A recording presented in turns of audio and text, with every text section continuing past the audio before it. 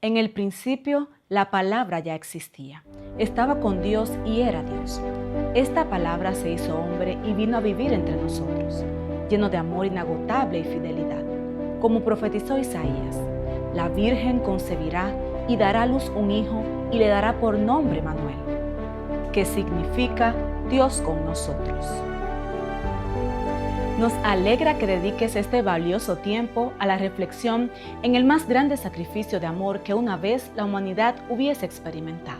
Aunque no lo creas, todo se trata de cuánto Dios nos ama y su firme propósito de alcanzarte a pesar de tus debilidades e imperfecciones.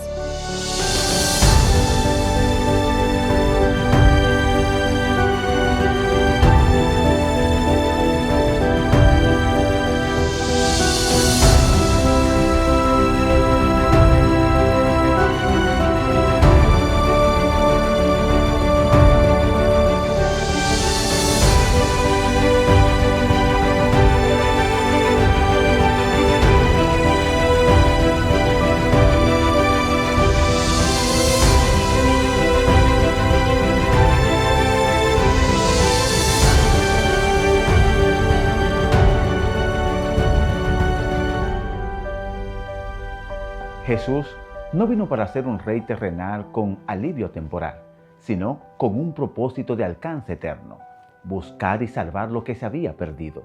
Él es el Cordero de Dios que quita el pecado del mundo. Su misión no era llamar a los que se creen justos, sino a los que saben que son pecadores y necesitan arrepentirse. Te damos la bienvenida a una nueva entrega de la vida, muerte y resurrección de Jesús, una reflexión bíblica que nos invita a transitar por las huellas de Jesús. Con nosotros, el pastor Daniel Polanco y el tema titulado ¿Y tú, me amas? En el principio la palabra ya existía. La palabra estaba con Dios y la palabra era Dios. El que es la palabra existía en el principio con Dios. Dios creó todas las cosas por medio de Él, y nada fue creado sin Él. La palabra le dio vida a todo lo creado, y su vida trajo luz a todos. La luz brilla en la oscuridad, y la oscuridad jamás podrá apagarla.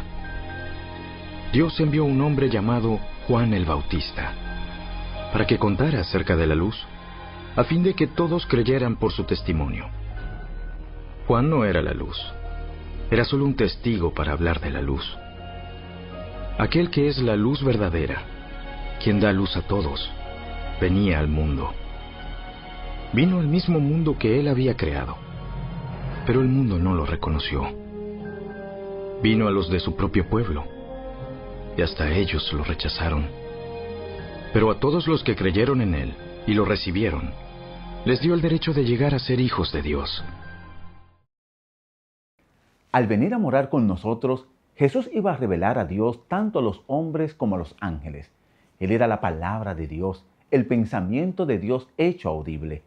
En su oración por sus discípulos decía: yo les he manifestado tu amor, misericordioso y piadoso, tardo para la ira y grande en bendición y verdad, para que el amor con que me has amado esté en ellos y yo en ellos.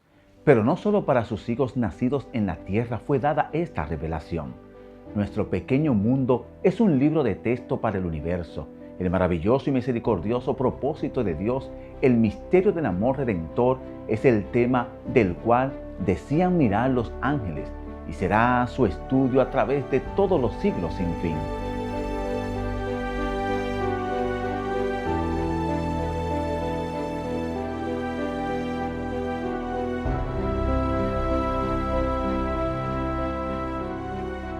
Desde que Jesús vino a morar con nosotros, sabemos que Dios conoce nuestras pruebas y simpatiza con nuestros pesares. Cada hijo e hija de Adán puede comprender que nuestro Creador es el amigo de los pecadores, porque en toda doctrina de gracia, toda promesa de gozo, todo acto de amor, toda atracción divina presentada en la vida del Salvador en la tierra, vemos a Dios con nosotros.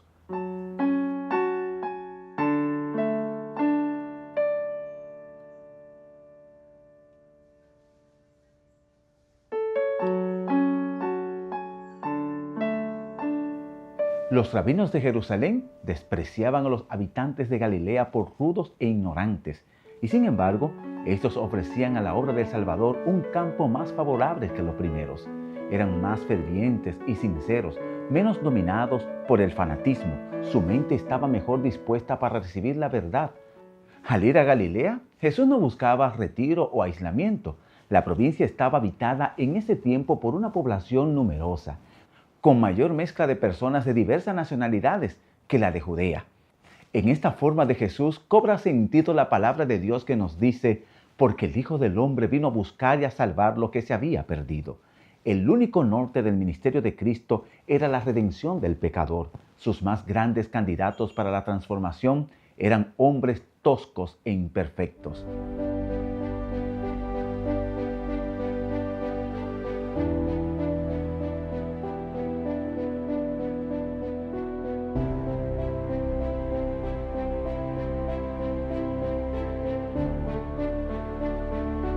Entre las multitudes, Jesús no puso su mirada en hombres comunes. Simón, hijo de Juan, es para mí el más grande ejemplo de esto. Pedro no era el candidato ideal según los estándares humanos. Era un pecador rudo y consciente de sus propias faltas. Sin embargo, al conocerlo, Jesús le dio una nueva identidad. Te llamarás Cefas, que significa Pedro. En la historia de Pedro, vemos que Jesús ve en nosotros no lo que somos, sino lo que su gracia puede llegar a construir en cada uno de nosotros.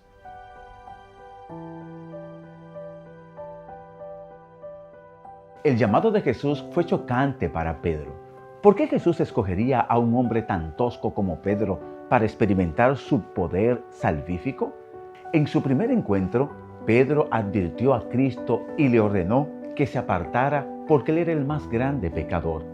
La historia de Pedro inicia con un hombre de rodillas ante el Mesías y que pide a gritos: apártate de mí porque soy un hombre pecador. Pero al final de esta historia veremos su transformación. Cierto día, mientras Jesús predicaba en la orilla del mar de Galilea, grandes multitudes se abalanzaban sobre él para escuchar la palabra de Dios. Jesús notó 2 barcas vacías en la orilla, porque los pescadores las habían dejado mientras lavaban sus redes. Al subir a una de las barcas, Jesús le pidió a Simón, el dueño de la barca, que la empujara al agua.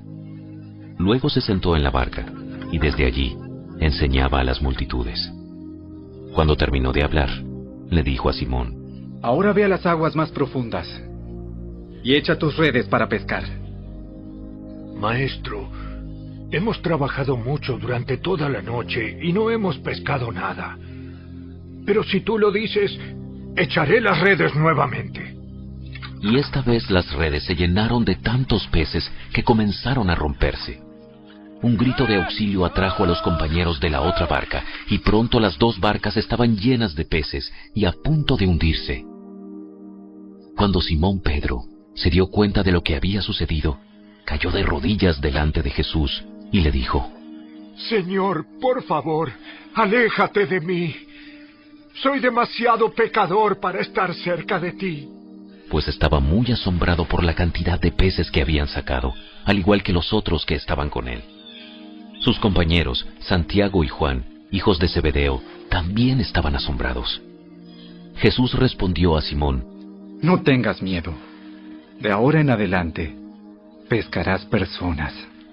Y en cuanto llegaron a tierra firme, dejaron todo y siguieron a Jesús. Pedro, aunque cansado, obedeció. Si tú lo dices, echaré las redes nuevamente. La abundancia fue tal que las redes se rompían y las barcas casi se hundían. Ante tal demostración de divinidad, Pedro cayó de rodillas diciendo: Señor, por favor, aléjate de mí. Soy demasiado pecador para estar cerca de ti. Pero la respuesta de Jesús reveló su amor insistente. No tengas miedo. Desde ahora en adelante, pescarás hombres. Estas son las palabras que marcan un camino de transformaciones y milagros en la vida de un hombre que llegaría a ser para lo que el Señor lo había escogido. Aunque hemos escogido a Pedro como modelo del ministerio de Cristo y su plan de salvación en la humanidad, no puedo llegar hasta el final sin decirte: tú eres el objeto de salvación para Jesús y el cielo. Dios está concentrado en tu salvación. A ti te amó Jesús. Así lo dice su palabra en Juan 3:16. Porque de tal manera amó Dios al mundo, que ha dado a su Hijo unigénito, para que todo aquel que en Él crea no se pierda, mas tenga vida eterna. Pero te pregunto, ¿dónde empezó en ti y en mí su plan y dónde termina? Sobre dónde o cuándo termina no puedo decírtelo ahora, pero si te fijas en Pedro, inició el día en que él respondió: en tu nombre echaré la red. Aparte de esto, añadió: apártate de mí porque soy un pecador. En esa barca Jesús le dijo: no se trata de ti, de quién eres ahora o lo débil que sean tus fuerzas para vencer, sino de mi poder para transformar y salvarte. Hoy te digo que serás pescador de hombres.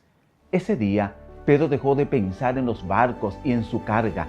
Este milagro, más que cualquier otro que hubiese presenciado, era para él una manifestación del poder divino. En Jesús vio a aquel que tenía sujeta toda la naturaleza bajo su dominio. Mis queridos hijos, voy a estar con ustedes solo un poco más de tiempo. Y como les dije a los líderes judíos, ustedes me buscarán, pero no pueden ir a donde yo voy.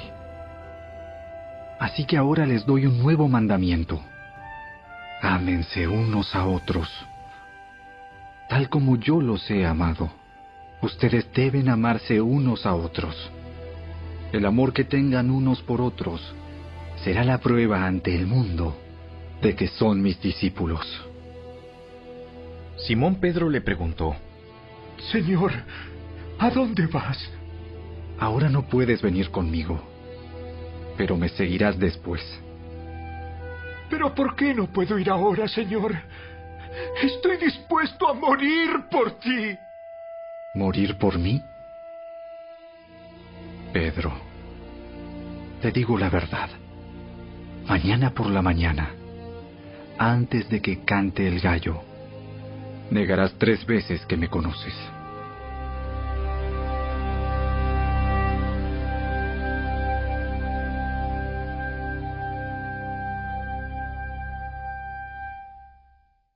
Entre las multitudes, Jesús puso su mirada en un hombre común, Simón, hijo de Juan.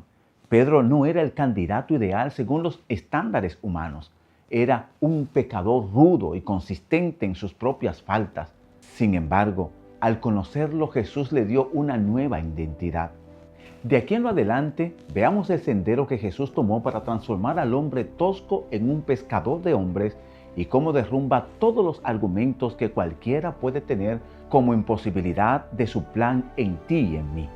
Te quiero invitar a seguir las huellas de Jesús en su plan de alcanzar al hombre perdido y cómo en la vida de un hombre como Pedro y los demás discípulos, Él trabaja en ti como también en mí. Cuando llegaron a Capernaum, los cobradores del impuesto del templo se acercaron a Pedro y le preguntaron: ¿Tu maestro no paga el impuesto del templo? Sí, lo paga. Luego entró en la casa, pero antes de tener oportunidad de hablar, Jesús le preguntó: ¿Qué te parece, Pedro? ¿Los reyes cobran impuestos a su propia gente o a la gente que han conquistado? Se los cobran a los que han conquistado. Muy bien. Entonces, los ciudadanos quedan exentos. Sin embargo, no queremos que se ofendan. Así que desciende al lago y echa el anzuelo.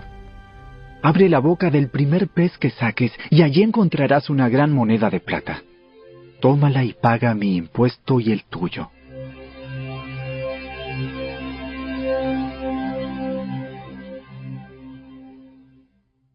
¿Te has preguntado por qué Jesús hizo ese milagro con la moneda y el pez?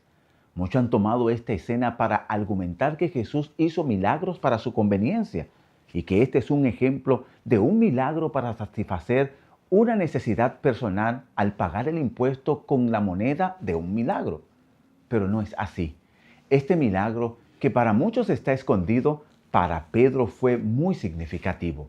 ¿Imaginas las lágrimas bajar de las mejillas de Pedro mientras tiró el anzuelo atrapó el pez y en su boca tenía la moneda de pagar el impuesto. Sus lágrimas develaban cuánto había dudado en la puerta del tributo, ya que los soldados sabían que un verdadero profeta no debía pagar impuestos. Tenía puerta abierta para entrar y bendecir al pueblo. Mientras aquellos hombres se burlaron al solicitar el impuesto, Pedro no defendió al Maestro, y por eso Jesús le mostró en un milagro secreto cuánto poder hay en su nombre.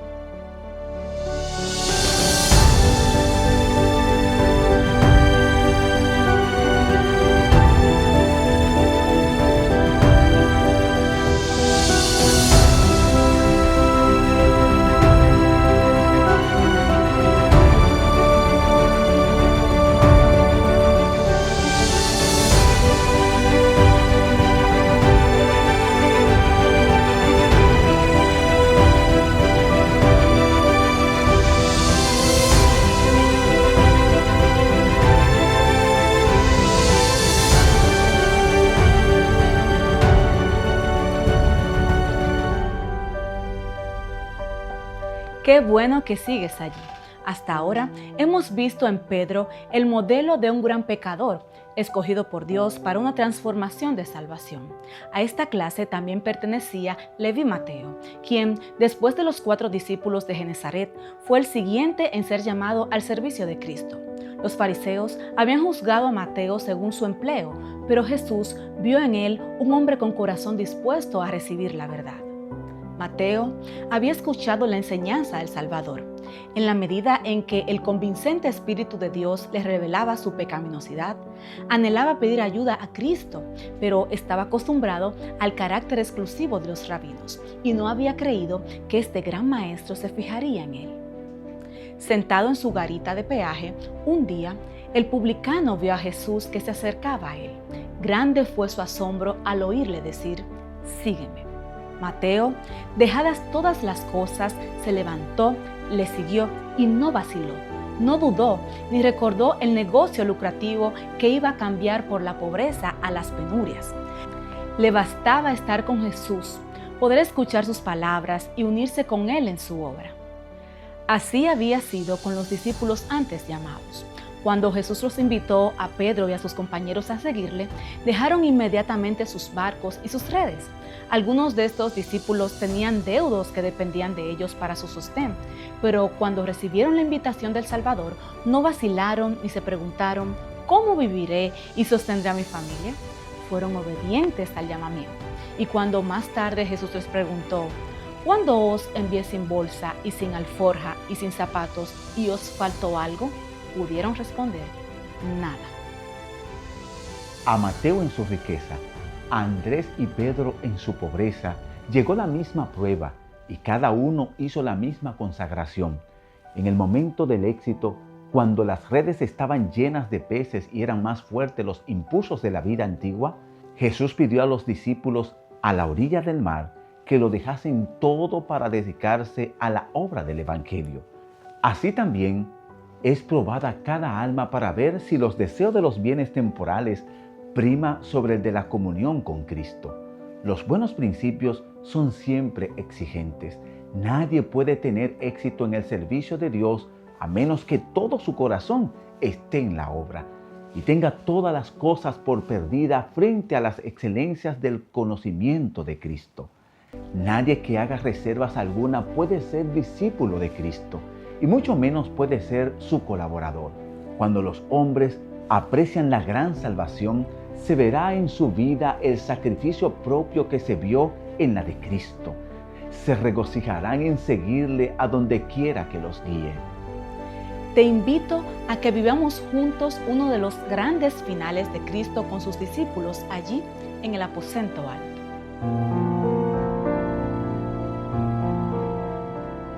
Antes de la celebración de la Pascua, Jesús sabía que había llegado su momento para dejar este mundo y regresar a su Padre. Había amado a sus discípulos durante el ministerio que realizó en la tierra, y ahora los amó hasta el final.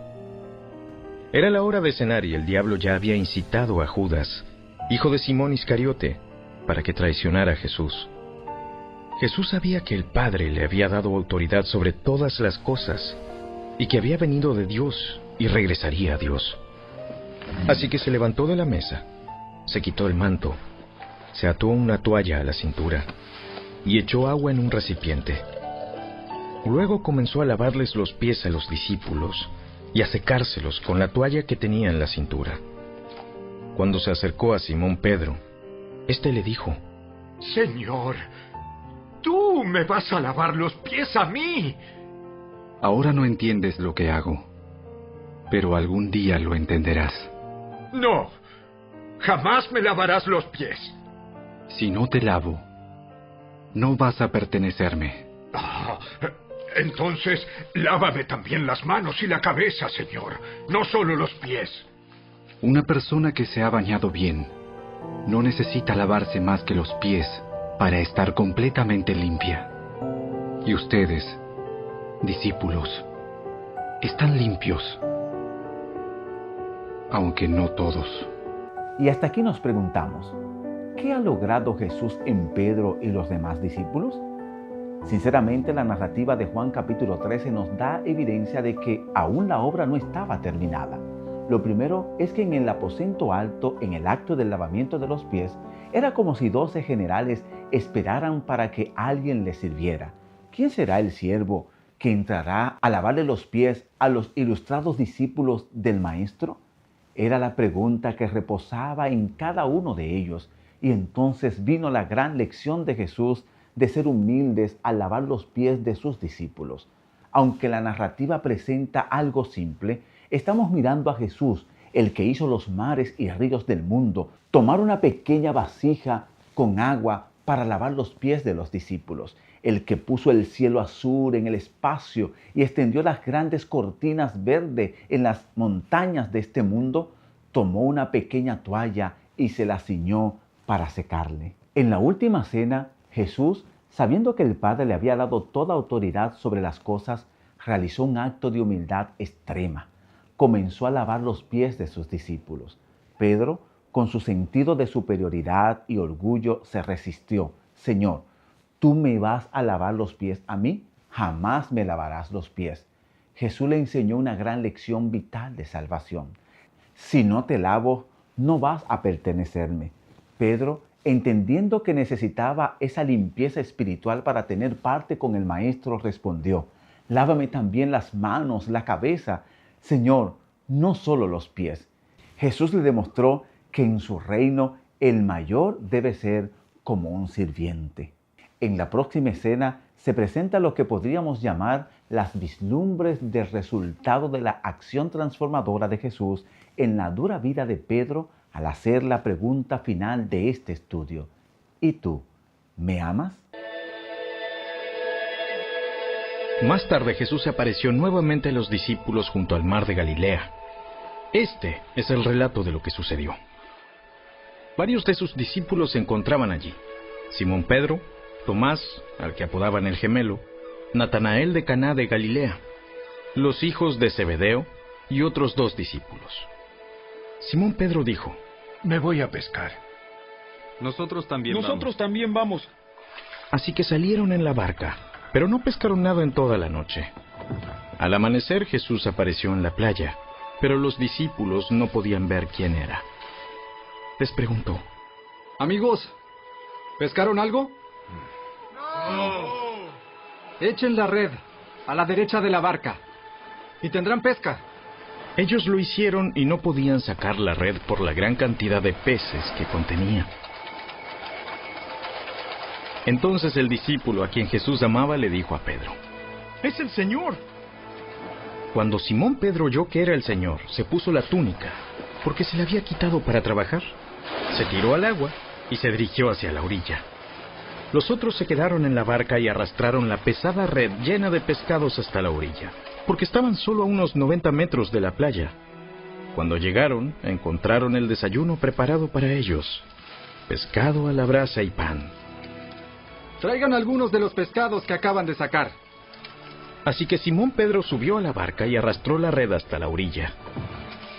Había 153 pescados grandes, y aún así la red no se había roto.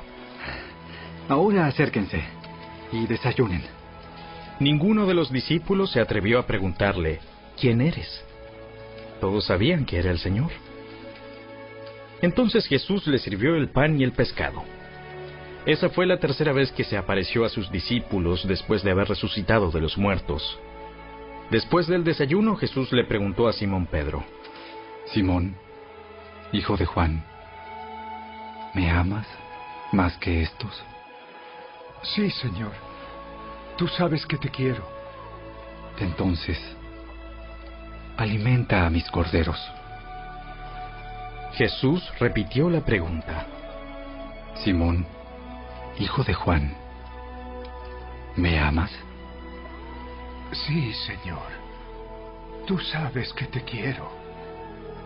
Entonces, cuida de mis ovejas. Le preguntó por tercera vez. Simón, hijo de Juan, ¿me quieres? A Pedro le dolió que Jesús le dijera la tercera vez, ¿me quieres? Le contestó, Señor, tú sabes todo. Tú sabes que yo te quiero. Entonces, alimenta a mis ovejas.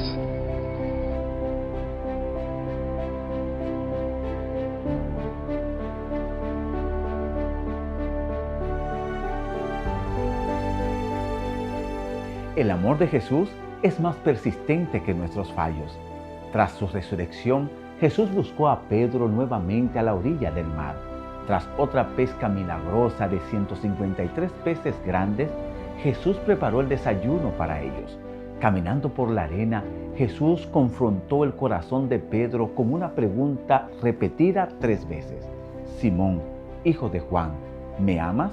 A Pedro le dolió la insistencia, pero respondió desde su nueva humildad, Señor, tú sabes todas las cosas. Tú sabes que yo te quiero. Ya no respondió el asustado hombre de la barca en el milagro de la pesca milagrosa, ni el alterado Pedro del lavamiento de los pies. Sometido a su voluntad, le expresa, tú lo sabes todo.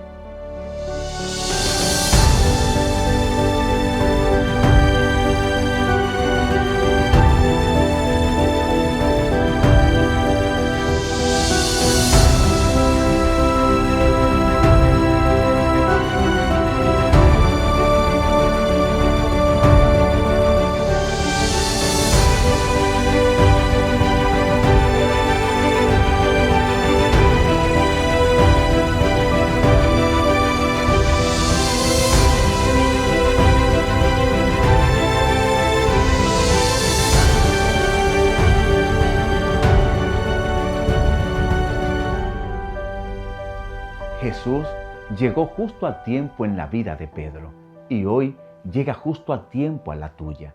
Él es la luz que brilla en la oscuridad. Su sacrificio en la cruz fue por nuestras rebeliones y pecados. Si hoy confiesas con tu boca que Jesús es el Señor y crees de tu corazón que Dios lo levantó de los muertos, serás salvo. Venid a mí todos los que estáis trabajados y cargados, que yo os haré descansar. Estas palabras de consuelo fueron dirigidas a la multitud que seguían a Jesús. El Salvador había dicho que únicamente por Él podían los hombres recibir un conocimiento de Dios. Se había dirigido a los discípulos como a quienes se había dado un conocimiento de las cosas celestiales, pero no había dejado que nadie se sintiese privado de su cuidado y amor. Todos los que están trabajados y cargados pueden venir a Él. Hoy Jesús mira a los angustiados y de corazón cargado, aquellos cuya esperanza están marchitadas y a aquellos que tratan de aplacar el anhelo del alma con los goces terrenales, y los invita a todos a hallar descanso en Él. Tiernamente invitó así a los que se afanaban: llevad mi yugo sobre vosotros y aprended de mí, que soy manso y humilde de corazón, y hallaréis descanso para vuestras almas. En estas palabras, Cristo habló a los seres humanos, sépanlo o no. Todos están cansados y cargados. Todos estamos agobiados con cargas que únicamente Cristo puede suprimir. La carga más pesada que llevamos es la del pecado. Si se nos deja solo para llevarla, nos aplastará, pero el ser sin pecado tomó nuestro lugar. Jehová cargó en él el pecado de todos nosotros. Él llevó la carga de nuestra culpabilidad. Él sacará la carga de nuestros hombros cansados. Nos dará reposo. Llevará también la carga de congoja y pesar. Nos invita a confiarle todo nuestro cuidado, porque nos lleva sobre su corazón. El hermano mayor de nuestra familia humana está al lado del trono eterno. Mira a toda alma que se vuelve hacia Él como el Salvador. Sabe por experiencia cuáles son las debilidades de la humanidad, cuáles son nuestras necesidades y en qué reside la fuerza de nuestras tentaciones. Porque fue tentado en todo punto, así como nosotros, aunque sin pecado. Él vela sobre ti, tembloroso Hijo de Dios. ¿Estás tentado? Él te librará. ¿Eres débil? Él te fortalecerá. ¿Eres ignorante? Te iluminará. ¿Eres herido? Te sanará. El Señor cuenta el número de las estrellas y sin embargo sana a los quebrantados de corazón y liga sus heridas. Venid a mí, es su invitación. Cualesquiera que sean nuestras ansiedades y pruebas, presentemos nuestros casos ante el Señor. Nuestro espíritu será fortalecido para poder resistir. Se nos abrirá el camino para librarnos de estorbos y dificultades. Cuanto más débiles e ignorantes nos conozcamos, tanto más fuerte llegará a ser su fortaleza. Cuanto más pesadas nuestras cargas, más bienaventurado el descanso que hallaremos al echarlas sobre el que las puede llevar. El descanso que Cristo ofrece depende de ciertas condiciones, pero estas están claramente especificadas. Son tales que todos pueden cumplirlas. Él nos dice exactamente cómo se ha de hallar su descanso. Venid a mí los que estáis trabajados y cargados, y yo os haré descansar. La pregunta es, ¿y tú le amas?